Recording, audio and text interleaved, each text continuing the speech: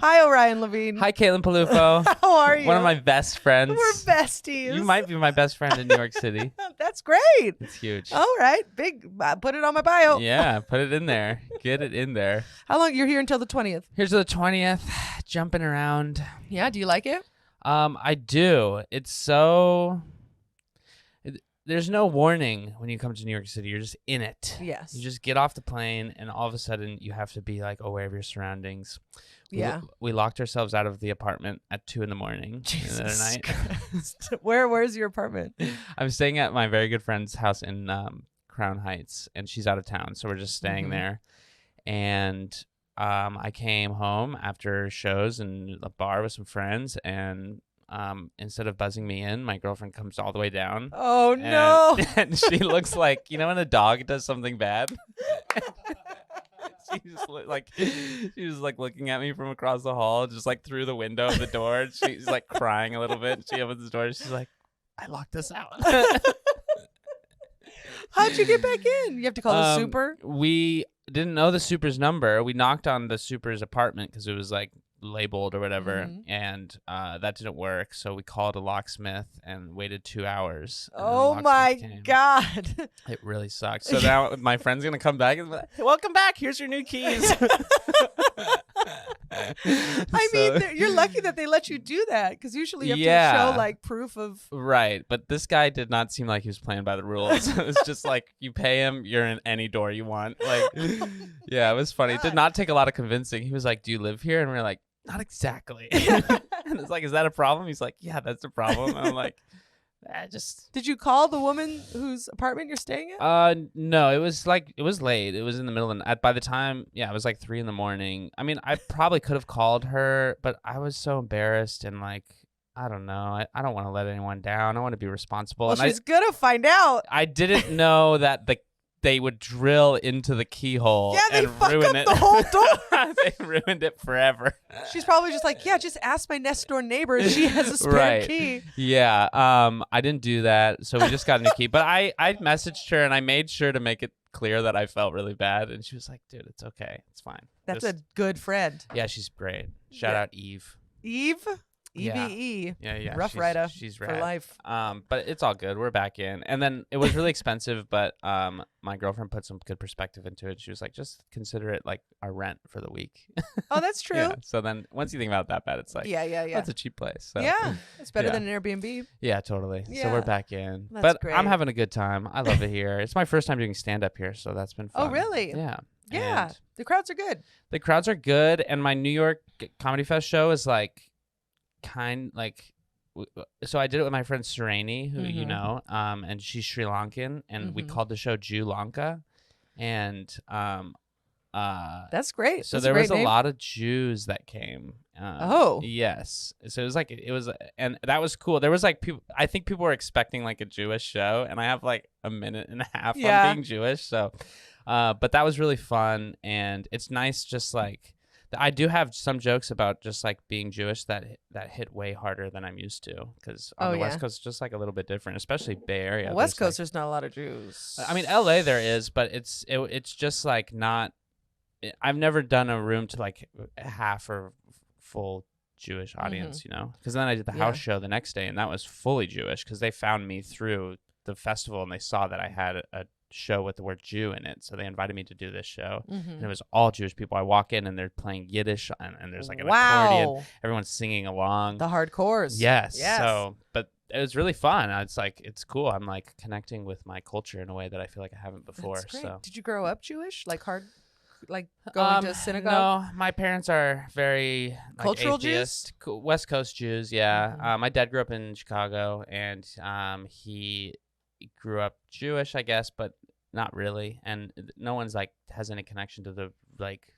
We're not like religious, I would say, but culturally, yeah. Did you get bar mitzvahed? Oh yeah. Oh yeah. I got bar mitzvah. It was a big Baruch deal. atah Adonai. You're there. You're in. I've been to like 3 bar mitzvahs. That's why. Yeah, there was a time where I could read Hebrew, or I could. That's pretty impressive. Read it out loud, but I didn't know what I was saying. But that's something. That's something. It's more than I can do now. I mean, like, that's like reading music. What I would do is, like, I learned to play piano, But we were supposed to like sight read, but instead I just watched her fingers and mimicked and waited till it sounded the same. Yeah. So I can't read music to this day, but I can't either. I can play a bunch of songs just because it's I just memorized. It counts, right? Yeah, it counts. I mean, and it looks cool. There's nothing cooler than like a good piano player. Yes. I mean, there's a lot of things cooler than a good piano player. Not many. Maybe a couple. But yeah, I'm enjoying it. I'm here till the 20th. That's great. I'm glad you're here. Yeah. I didn't bring a good enough jacket, so I'm dealing with that. Do you need to borrow one? I think you and Steve are about the same size. That's insulting, but why is that insulting? No, I'm kidding. He's a sweet broad boy. Absolutely. I could have. I've been wearing a lot of my girlfriend's things, so. Okay. Then I'm used to it. Jesus Christ. Threw shade right at Steve. He's like, no, I'll wear women's clothing instead. All right. You know what? No, I love Steve and his body. He's a fit boy. He is. He's a fit boy. And if you need a jacket, he's got like 17. Cool. Yeah, we'll figure it out. Yeah. If I wore mine, just swim all over you. Yeah. Yeah. Warm. It'd be very warm. Yes. Yeah, but they're also feminine. Do you like fur? Fake fur? Yeah. I have a blue fake fur jacket that you can wear. It goes down to your knees. Yes. I don't wear it nearly enough. And I've also been sweating on stage so much more here, and I think because it's just different. I feel like I'm even sweating right now. Are you nervous? No, but it's just like. Well, that's insulting. It's the humidity. I mean, I'm excited. I'm excited to be here. Come on, it's Good Time Gal. It's a big deal. It's Good Time Gal. You're a good time gal. I am, yeah. Okay, where'd you grow up? I grew up a lot of places. I grew up overseas. What? Yeah, my family worked for the State Department, so. Whoa, CIA? FBI? No, nothing exciting NSA? like that. My dad's a doctor, he's a psychiatrist, so. Oh, no. So he knows all the secrets only through other people's trauma. Yes. Great. And so that's weird having a psychiatrist dad for sure. Like he could write scripts and stuff, so that's always. Did you ever get drugs? I got a lot of ADHD medication, but I was very against it. I'm a rebellious boy. Yeah? Yeah. All right. Do you have ADHD? For sure. Yeah, it's a problem. It's a problem? Kind of. You do great. Yeah, I think I get, and I think this is true for a lot of people with ADHD. I don't know if you do, but it's like you can't focus. You can focus on like the things you love. Mm-hmm. So like I have like a few chapters of my life of like things that I loved, and like stand up is definitely like the longest and like deepest one. Yeah. So I work really hard in stand up, and I feel like I can focus in that way. But when it comes to like writing in other ways, or like just like doing other things, school is so hard for me. So I definitely probably could have benefited from medication, but I was so against it. I would like put it under my tongue and like I had patches. I'd rip the patches off, and they gave you patches like. Yeah, they tried everything. Yeah, basically. Yeah, there's ADHD patches. Wow. Yeah. I mean, that's crazy. Yeah, it was. And you would take it off. And I'd take it like, off. I wasn't into it. I don't need to read. Yeah, because I thought it would make me less like funny and fun at school. You know. I think it does. Yeah, I was taking away my personality a little bit. Well, no one wants that. That means you had high self-esteem. Yeah, and good for you, Orion. I knew I was creative, and I didn't want to lose that part of me. So, yeah, he gave me a bunch of medicine, and I wasn't into it. Big ADHD boy, and so we moved. I was born in Redwood City, California. Love Redwood City. And we moved to Bangkok, Thailand, when I was 3. What a switch! Yeah. Okay. How long were you in Bangkok? For 3 years. Okay. And then we moved to Cairo, Egypt for 3 years. Jesus Christ. And we moved to Nairobi, Kenya for 3 years. Wow. And I moved back to the Bay Area after that. How old were you when you were in Nairobi? That's probably the one you remember the most? So 9 to 12, Nairobi. Definitely. How was that? Was that cool? Seems like it'd be fun. I think Cairo was the most fun for me. This was kind of before they went through like their revolution and like political turmoil.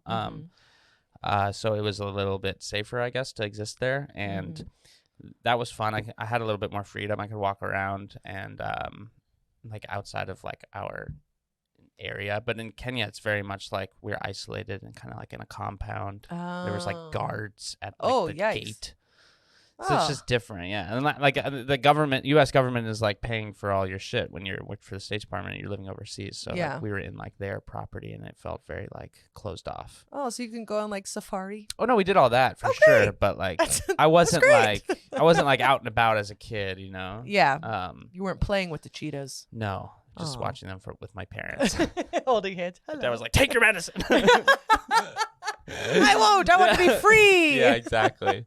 And then I moved back to the States, as we would call it. Mm-hmm. Did you have friends in Kenya? Yeah. I had friends. I went to like a American system school, like an international school. Okay. And did you have friends? I had friends, yeah. That's some good friends. Were you popular? Yeah, I think I've always been kind of popular in school or likable, right? I mean, I don't see it, but yeah. I had a lot of friends, and but yeah, it's weird because you're moving every 3 years, and it kind of fucks with your like perception, and it's just like you land somewhere, and you're like, well, I'm not gonna, this isn't permanent. I'm not gonna like. It gives you less incentive to like put effort into your like connecting with your surroundings, and like I didn't make any effort to like learn these languages, and I knew I was leaving, so that's a lot of saying goodbye to people that you love, you know, and you build connections with. So yeah, it was kind of a trip coming back to like America, and like my friends had never, you know, like left the country, or some had never been on planes before, and it's just like they're in the same house that they were born in. Yeah. So I've never had a connection to a place like that, like a I don't have like a home necessarily. Like, Jesus Christ. Yeah, I've never really lived one place for that long. Berkeley, when I moved back to Berkeley, California, that was the longest that I had lived somewhere. So that's kind of what Oh yeah, I meant. I feel like you're concerned for me and my friends. Yeah, well. No, I made lifelong friends who. Lifelong friends. I live with my neighbor that I lived with in Berkeley when I moved there. I live with my neighbor now. That was then. I said that in a crazy way, but I need you to know. What the fuck are you talking about? You live with who? I live with my best friend who I met when I moved to Berkeley. Who was your neighbor? Yes, in like 2006. Okay. And now we live together. So it's like I did eventually get this like home base and like connection. Okay. So you had a little rebellious streak. Did you start drinking in high school? Were you one of those? Yeah. So my relationship with alcohol is kind of weird because my mom is a big drinker, and I think that I was very turned off to alcohol pretty early on because like she was a big drinker, and like I would just like be exposed to that, you know. And we'd always have like a picture of like, I just remember like gin, like just like accidentally drinking gin, thinking it was like water, and just like, oh no. Yeah. And I was never attracted to alcohol as a kid, and my mom would get like really sloppily drunk, and I was just like that's not fun. It was embarrassing. Yeah, and a little traumatic for sure. But then, you know, you could get older, and that's kind of like a cool thing to try doing. Yeah, you start relating to your mother. Yeah, I think the first alcohol I ever drank was a opened bottle of Mickey's, like a 40 ounce. That was in my brother's drawer, and I would always snoop around in my older brother's room, just kind of see what, you know, what's going on in here. Yeah, teenager life, you know. You ever find any nudies? Yeah. So my brother would print out porn. And it was like just like with an inkjet. Yeah, just like the Google image, just like Google, just like small thumbnails, just a bunch of them. Yeah, and so these kids don't know how good they have it. He would have like a thick pile of porn of thumbnails, but it's on thumbnails on white 8x11, just like not organized in any way. So I'd fucking flip through them like they were tax returns or something every once in a while. But why are they crunchy? yeah, exactly. So he had this bottle of Mickey's in his desk, and I always knew it was there, and I would check on it, and so I got to the point where I was like, I think he forgot about this, you know. And then so I took it and I drank it with some friends, and we split it. It was probably like 2/3 of a 40, and we split it between like 3 or 4 middle schoolers. And I don't, yeah. maybe we got a little drunk or placebo Yeah. situation. And I just remember my friend being like, don't pee because you'll get less drunk. Like we wanted to like hold on to the alcohol in our bodies. Just want to leave with UTIs. Yeah. So we just like had to pee this whole time. I don't think we were even really that drunk. So that was my first like drinking experience. And then I think the first time I really got hammered was like on a New Year's. And how old were you? This had to have been 8th grade, probably. 8th grade? First time you ever got drunk? I think so. Is that early or late? I have no judgment. What are you? Me? College. Oh, wow. Okay. But we have people who are like, I was 11 and blah, blah, blah, Yeah. and you're just like, okay. Yeah, I grew up. This sounds like trauma. Yeah, I think that just the environment where I was living, I think, and my friends, I think that because growing up in Berkeley, I think a lot of people's parents had like weed and stuff. So it was like not unusual for people to bring like weed to like school from their parents. And that's wild. Yeah. So the first time I got high was somebody's weed that their kid took to school, and we smoked it in the bushes. And then how do went you to even class. know how to smoke it? Kids who are worse than me teaching me. So you got in with the rough and tumble crowd, Yes, huh? yeah. You were a bad boy, Orion. 100%. I was smoking weed 8th grade, and I'd imagine that's when the alcohol thing, maybe 9th grade. And it was New Year's, and I got really drunk, and I puked in my friend's mom's car. Good. Yeah. That's nice.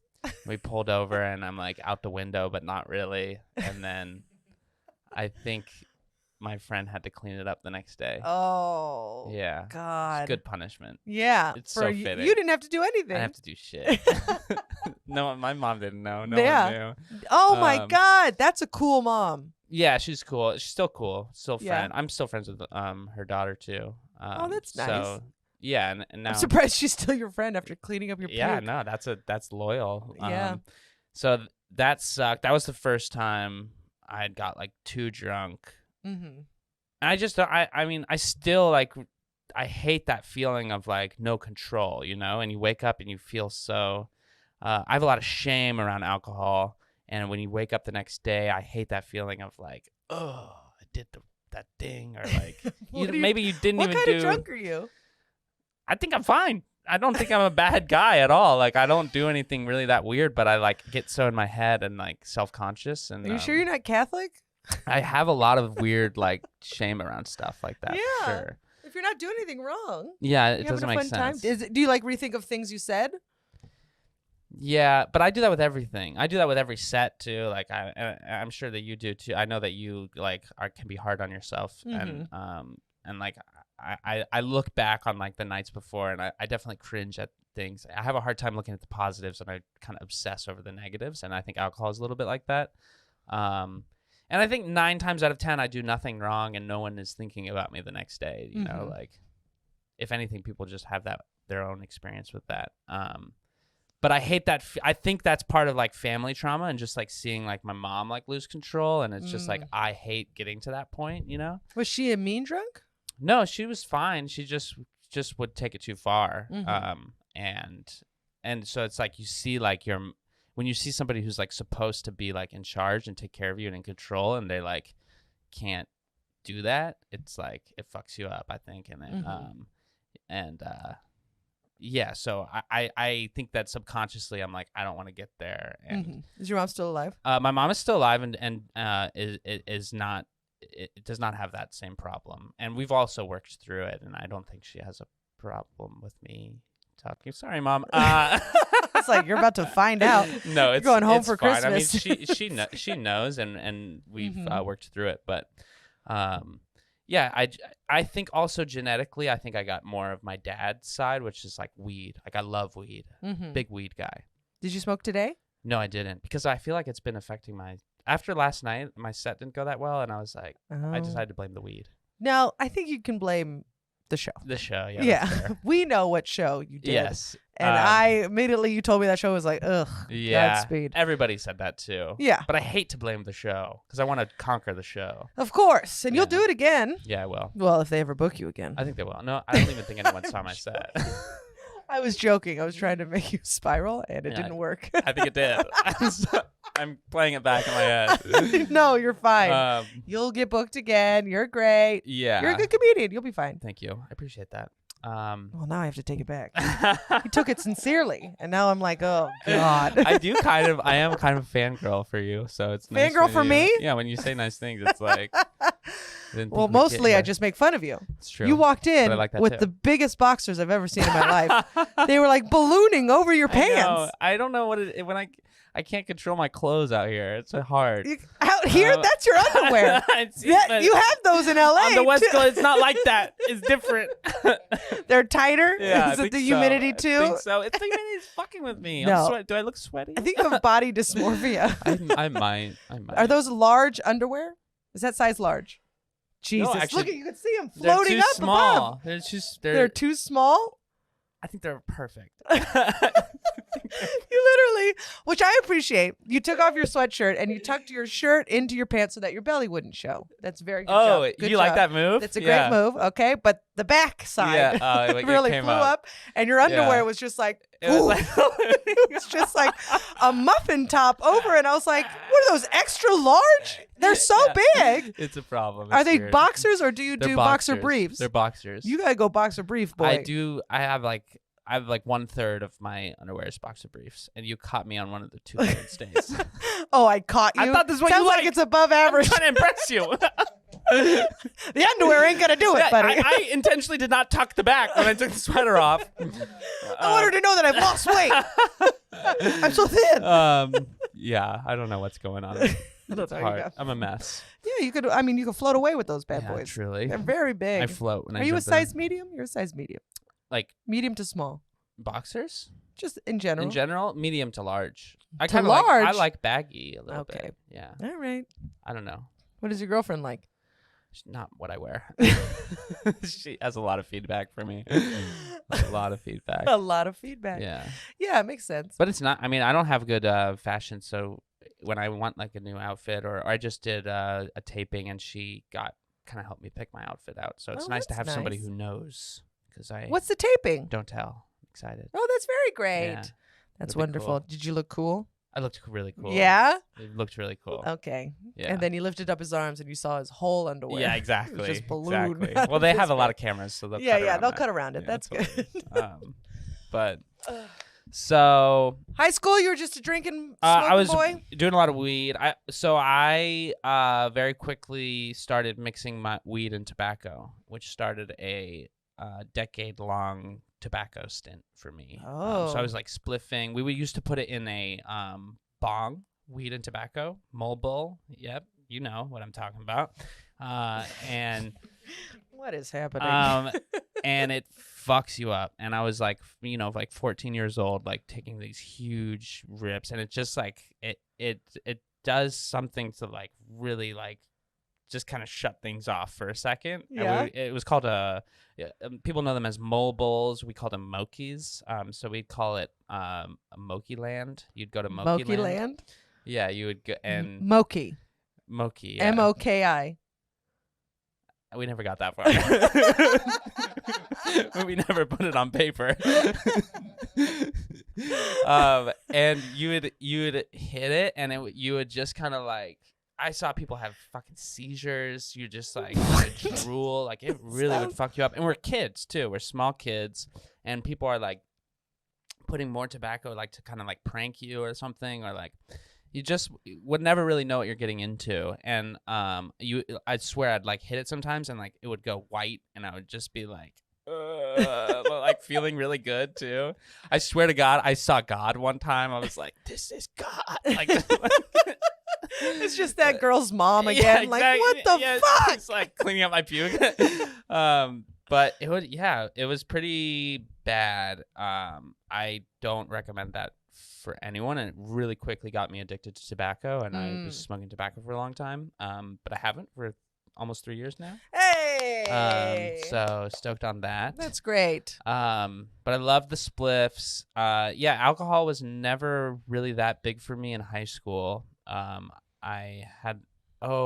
There was actually one story that I wanted to say. I think when I was about 16, also very into graffiti. That was a big So remember when I said that full of surprises. I get really hyper focused on things? Yeah. My first thing like that was skateboarding. Okay. I could see that. Which has kind of a culture of like drugs and alcohol too. So you're around a lot of that.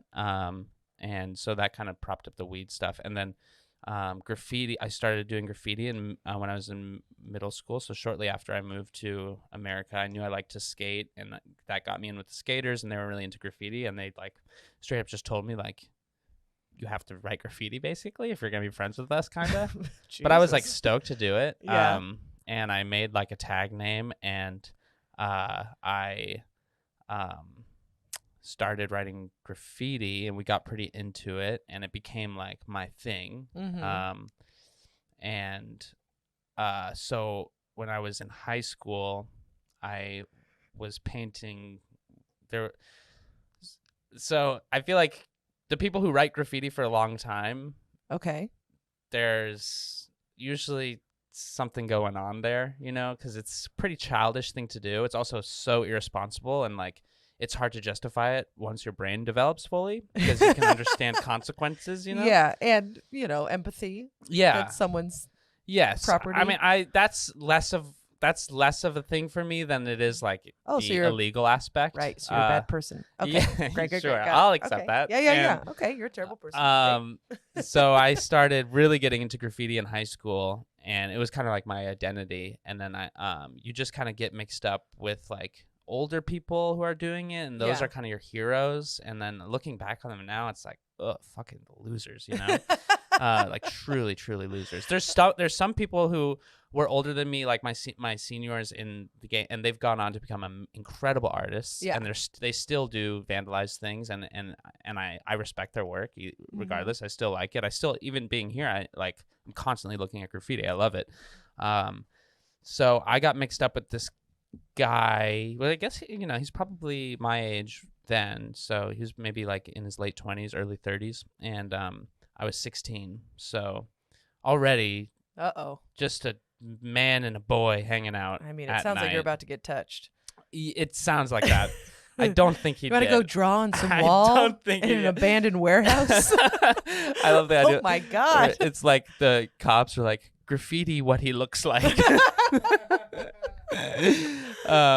And we went painting. I had my I think we were skateboarding.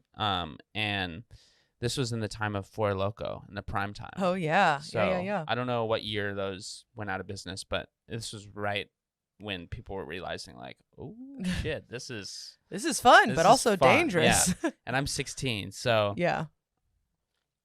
And he's also a guy that I look up to foolishly, and I want to impress him. And he is, an addict, and he, not just alcohol, but other drugs too. And I mean, he had enough sense to like keep that, maybe the darker stuff, away from me. But like we were drinking, and we went and painted on this rooftop in Berkeley, and we drank a Four Loko, and then split a second Four Loko, and so that's 6 Loko, and that's a lot. Jesus Christ. And I'm 16 years old. I black out. Mm-hmm. We paint the spot. I kind of remember that. Yeah. And then I just black out, and the next thing I know, I'm in an ambulance. Yeah, just like no idea. My skateboard is gone. He stole your skateboard? No.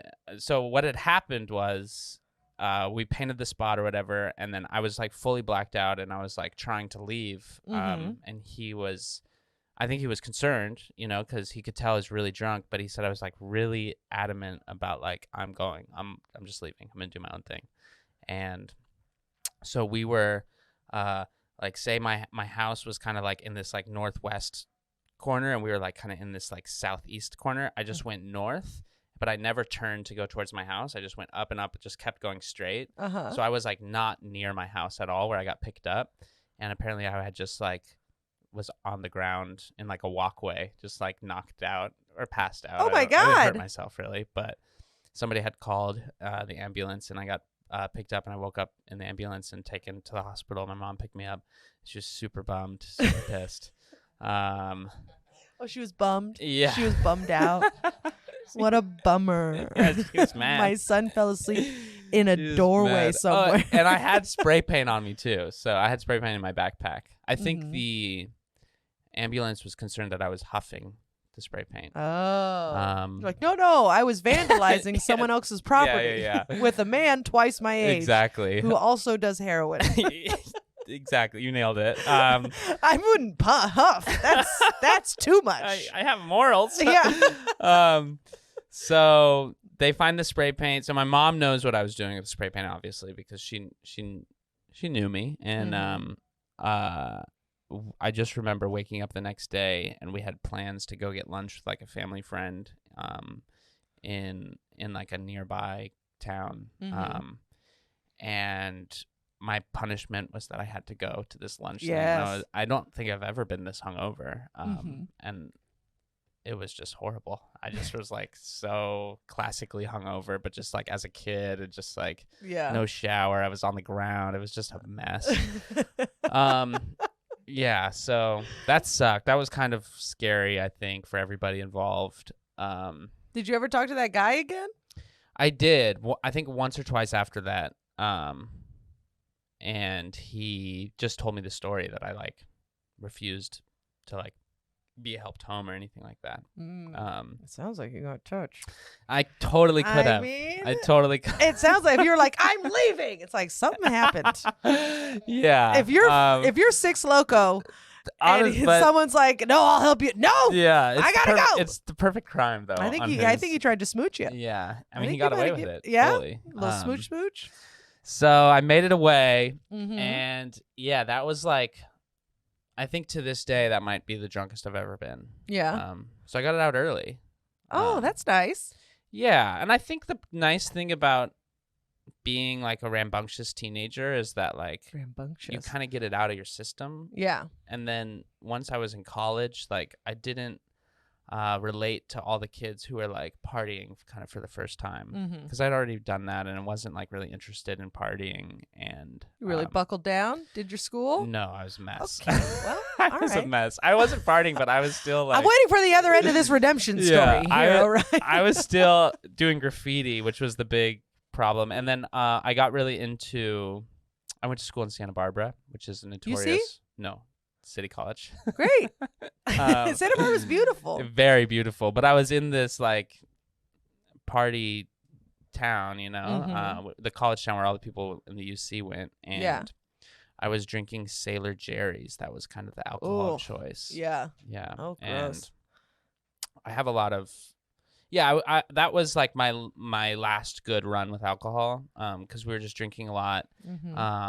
I was living with some kids who were not that great of like influence and like into fighting. Like my friend would just get drunk. He was really mad about like his girlfriend cheating on him, and we would just go out and he would like pick fights with people. No. Yeah. I can't imagine you near any of that. I know. I felt so like, and it was just like so big and uncontrollable, and it was just like he was always getting like the cops called and just getting these really brutal fights, and I just like what would you do?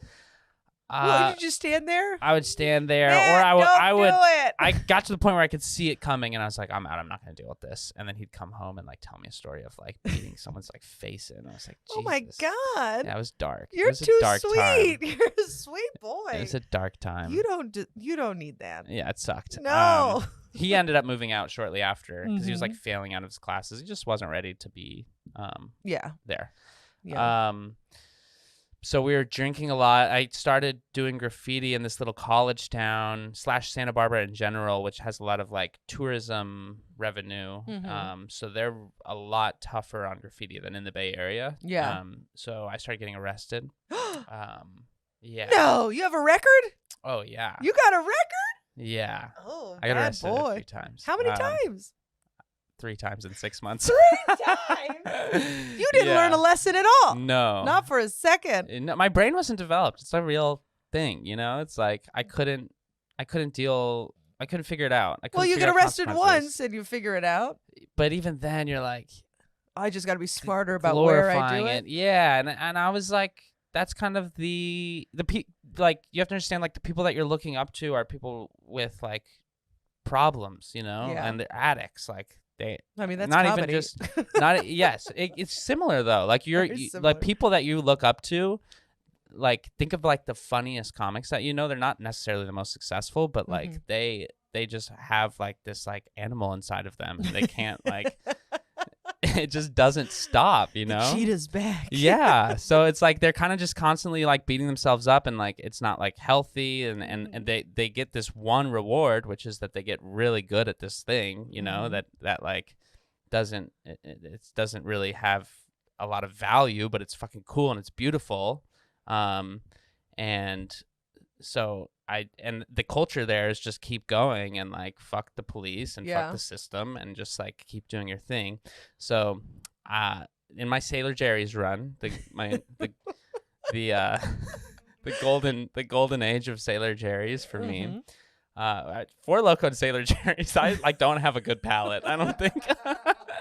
No, I'd say your palate's not developed. Don't blame your brain, it's your tongue. It was bad. So I was also listening to Danny Brown, the rapper. I was like really into Danny Brown, and he has like kind of like, are you familiar? No. He's a rapper, but it's like it's like pumps you up. Like it's almost like kind of chanty, and like just like very simple. I think the album, I don't know if it's an album, but he had this thing called like Bruiser Brigade, and I just would get so pumped on this dude's music, and I would just like listen to it a lot, and it would get me like super hyped. And one night I just drank a bunch of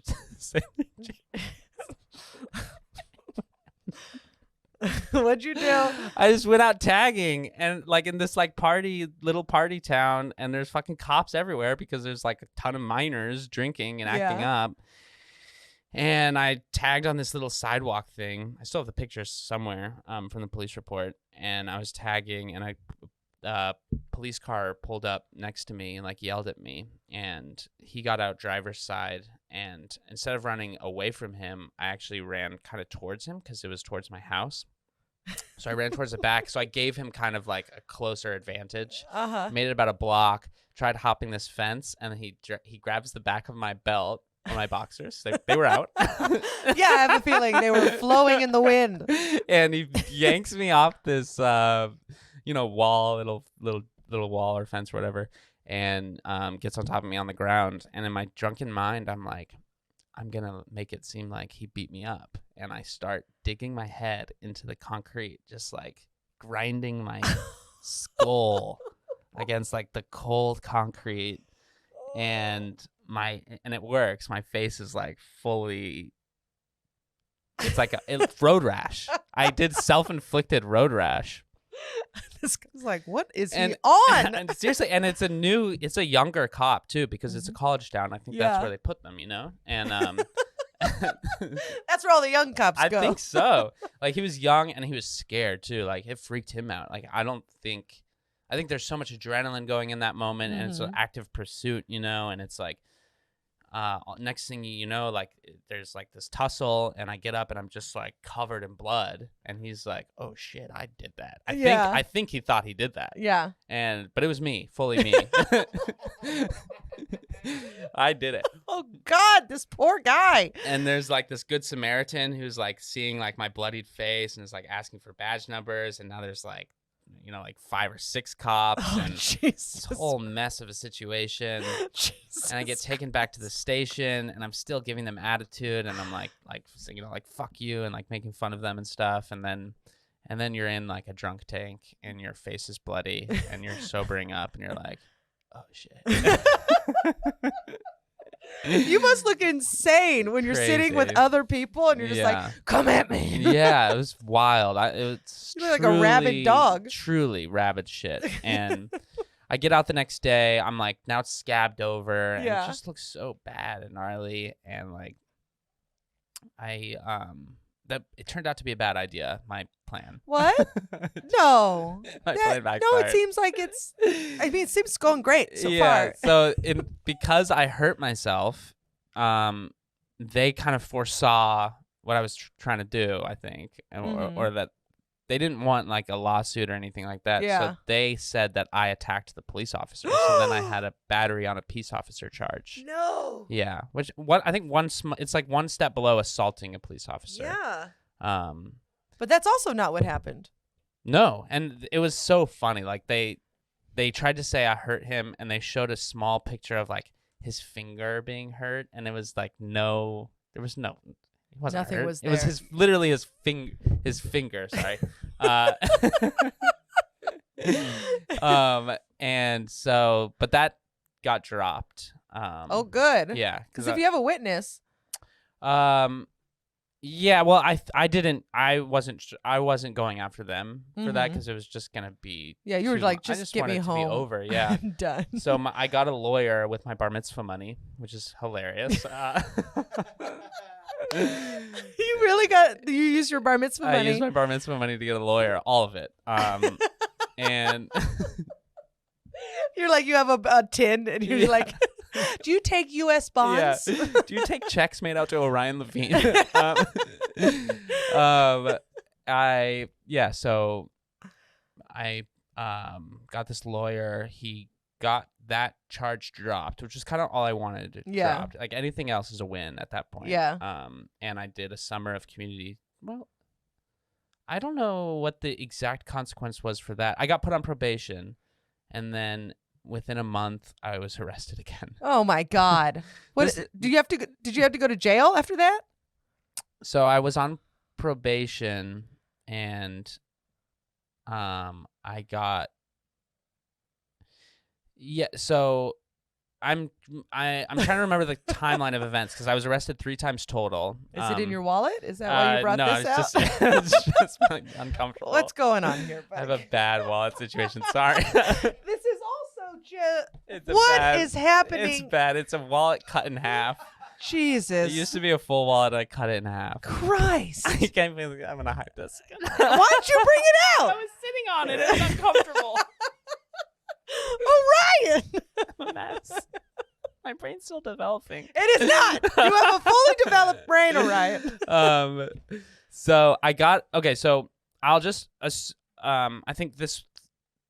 Okay, so I got arrested again. I was smoking some weed with some friends, and I had a can of spray paint on me because like I was like fully in it, and it was pretty fucked up. I was like. This cop like came out of nowhere. Mm-hmm. I was hanging out with my friends who were like this like super big black guy, like tatted everywhere. Like, and I had smoked weed here so many times, never any issues. And like the one time I'm like with like a thug looking dude, like this cop comes out of nowhere and like sits us down, and then it finds this can of spray paint on me and takes me to jail. Finds out that he was like, oh, you just beat up like a cop not that long ago. Like he saw like the charge from before. But like I didn't consent to being searched or anything like that. Which if you ever just say I don't consent. It goes a long way. And that charge got dropped. But then I got arrested again, painting with a friend. Painting. That's what we're calling it now. Yeah. Okay, fucking. They should call it bombing. Bombing? Yeah, go out bombing. Okay. I saw a couple of guys bombing the other day. Oh, they were really? bombing some guy's truck. Really? I was like, what are you doing? In the daylight? No, it was nighttime. It was at nighttime? And then they were like, oh shit, the cops. And then they started running away. Actually? Were there cops? But it was some guy's Sprinter van. Was there a cop? Yeah, there was a cop. Yeah. And then I'm the one that was like, hey, get up. Really? No, I'm kidding. But I was still like, that's someone's fucking truck. Sure. Some immigrant man spent all of his savings buying this nice looking truck, and some dude just put like a smiley face on it. Was it just a smiley face? I don't know. It was ugly and loopy. Was there other graffiti on the truck? Okay. Rain Man, I don't know. I can't tell you. It was like, just a fun little story, and I'm trying to find this truck. I feel bad for the truck driver. So the most serious time was once I was already on probation, and then I was painting with a friend, and he got finished before me, and he was getting really impatient. I just told him to leave, and I was gonna walk like 1.5 miles home. But it's Santa Barbara. There's like, or it's not even Santa Barbara. It's like a little small town kind of next to it, and I'm walking, and I get stopped. I'm carrying a can of roller paint, and I just get stopped because it's kind of suspicious or whatever. And, Yeah. like, no one's really supposed to be out, or I'm just the only one out in this little neighborhood. And then they find out that I'm on probation and that I have spray paint, which is a violation of my probation. So I get arrested. And then that time I go to jail for 4 nights. 4 nights? And because they held me, like, without bail? Yeah. Jesus. And yeah, so. Did you make friends? I did, actually. In jail? Jail was actually kind of fun. You had a nice time? It was fun in Santa Barbara. Santa Barbara County Jail. There are some things that are obviously, like, not cool and just, like. Oh, not cool about jail? Just shit is, like, scary. You walk in, there's, like, legit white supremacists there, you know? God. Who, like, take you in, and you have to be like, well, these are the only people, like. Yeah, I won't tell them I'm Jewish. I did not tell them I was Jewish. Absolutely not. What's your last name? Levine, but they didn't know that. Yeah, you should say yeah. Longfellow. Yeah, exactly. So I go to jail. They held me without bail because the probation thing, I guess. It wasn't really clear to me why I couldn't leave. And then I got sentenced or whatever a few days later, and had to do, like, a summer of, like, community service or something. It was fine. What was your community service? Goleta Beach cleanup. So I just for a whole summer, every day was just picking up trash on the beach with some other delinquents, and we would just smoke You got to weed. be on the beach. Yeah, we would just not, and it was only so much to do. It's like we would just kind of hide and, like, smoke weed on the beach with our little vests on. Got your little vest. Yeah, so that was a summer. And yeah, I like at that point it wasn't like an alcohol or, like, drug thing. It was just, like, its own beast. But that was the last straw for me, and I never really painted the same way. Thank God. Yeah. Could you imagine? Yeah, it's bad. I mean, and I really did get to a point where I felt like I don't ever want to be unironically chaste again. You know what I mean?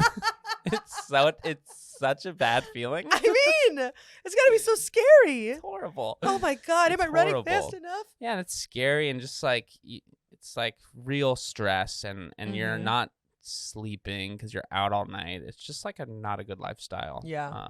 And I mean, yeah, just the same way that somebody who does comedy every night, it's like you have to respect that hustle because it's hard, but it's like, ooh, like you're sacrificing a lot, you know. But comedy is not illegal, so no, it's not. It's an easy. Well, it was during the pandemic. Yes, we were fucking fugitives. Did you do some naughty shows? I did naughty shows. Yeah, I did a few naughty shows. I regret some of them. Yeah, because it was like, why am I doing this naughty show? Yeah. But I mean, naughty shows as in still rooftops and stuff, never inside. Right. Yeah. Yeah. So we thought we were being safe, but we were like, oh no, we're all just getting it. Yeah. It's weird how I feel like I got good at doing comedy outdoors. And I remember, like, a point where it was like, oh, comedy's going to go back indoors. And I was, like, scared almost. I was like, I don't know if I'll can't use be any good. of my openers. Yeah. And then, no, but really though, I did have some opening jokes about being outside. But then you get inside and you're like, oh, this is always going to be way better. This is going to be much better. It's way better. Okay, Orion. So yeah. Let me take a look here. Oh, all right. We're rounding graffiti. The end. Yeah. You quit graffiti? Yeah. Now you just do it in your little sketchbook? Yes, I do doodle a lot. Yeah, do a lot of good. That's a doodles. healthy outlet. Yes. Now that your brain is developed, Yeah. you know that you can put it in your little sketchbook. Totally. This is the point where I like to ask, are there any stories we did not get to? No, the Four Loko one was my main one. Yeah, now I don't drink irresponsibly now. It's great. Good for you. I have such a good I can sense alcoholism though from like a mile away. Yeah. You know, I have a Oh good my alcoholism God. Did you sense. sniff it on me? No, I was trying to figure out if I've never seen you really like drink like that. But I know that you do and you talk about it. I got it out of my system. Yeah. So now every once in a while I have like one too many glasses of wine and it'll be like, oh, time That's for bed. fun. Yes, Yeah, totally. time to go sleepy nuns. Yeah, I'm like a 2-drink guy. Yeah. 2 drinks. Great. Yeah. I live at 2 drinks. I get fucked up off 2 drinks. 2 drinks? I feel like I do. Did you drink in Montreal? Yeah, I was drinking. Yeah, I felt like we had to drink in Montreal. Yeah. It was so stressful. Yeah. I did not love Montreal. Yeah, you are very affected by stress. Yes. Like it comes in and it takes over. Yeah, it's palpable. Yeah. But you handle it well. I took the whole time. I'm like, oh. Yeah. Yeah. But Ryan's like, you're stressing me out, man. You what the hell? You were, but it's like you also kind of wake me up because I'm like, well, if Caitlin's stressed, like, then I need to. Maybe I should be worried. No, I'm stressed. I'm always stressed. Yeah. I'm stressed. Actually, after JFL, I stopped being stressed. Well, I did Corden afterwards, and I didn't. Oh, care. Really? Yeah, I think I've kind of have a similar experience. Like when I did like my taping, like that was my next like big thing. I feel like, and I it wasn't like panicking the same way. Yeah. But I almost felt after my set, I was like, maybe I should have. Did it go well? It went well for sure. I just get too stoked in those situations, and then I change my set list last second. But that's fine. That can all be edited the way it needs to be. But I will say I did the fact that you write like your set list out every time. You do, right? Yeah. And I took your set list. And you wrote like a note to yourself to like pump yourself up. Oh yeah. I don't know if that's okay for me to say. Don't say it. But you got to keep it inside. Yeah, you got to keep it inside. I don't even remember the exact words. Good. But like you'll read it when you need it, and it'll come to you. Well, I don't carry your set list around, but it'll come to you when you least expect. It's one of those things that you don't throw it away, and then it just shows up. Yeah. And you're like, I needed this. Yeah, totally. But it was cool. Can't let the world know. Yeah. You don't get to know. You don't get to know. No, you don't get to know. But that was really cool, and also just such an honor to be there with you. Oh, it was an honor to be there with. Oh God, look at. Wow, why are they so damp? I feel like yours are damp too. Yours are very warm. They are. Jesus Christ. It was like, wow. Sorry, I shouldn't have touched you. No, it was. No, it was a beautiful moment, but it was absurdly warm. Sweet though, very sweet. Thank you. That's nice, right?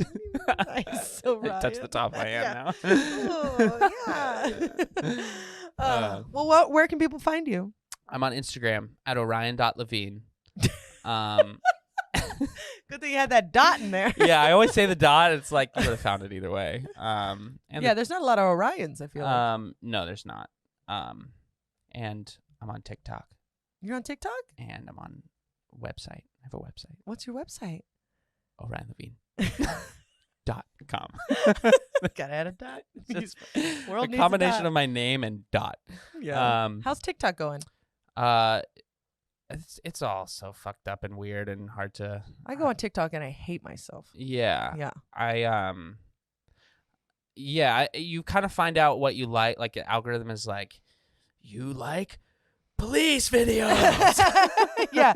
You love Karen videos and pimple poppers. Yeah, like my TikTok is like police videos, mowing lawns, and football. And I don't watch football. So that's like no, his name is Orion. Yeah. He's got to be a football guy. Yeah, it's very weird. But I don't know. I'm figuring it out. I think I have the same relationship to social media as any comedian these days, which is just like, you got to do it. But boy, does it make it less fun. Makes it so much less fun. But anyway. Well, thanks for doing the... Of course. I love you, Caitlin. Oh, flip it over. Thank you. Thanks for doing it, Orion Levine. Thanks, Caitlin. Goodbye. Bye. Good time, Cal.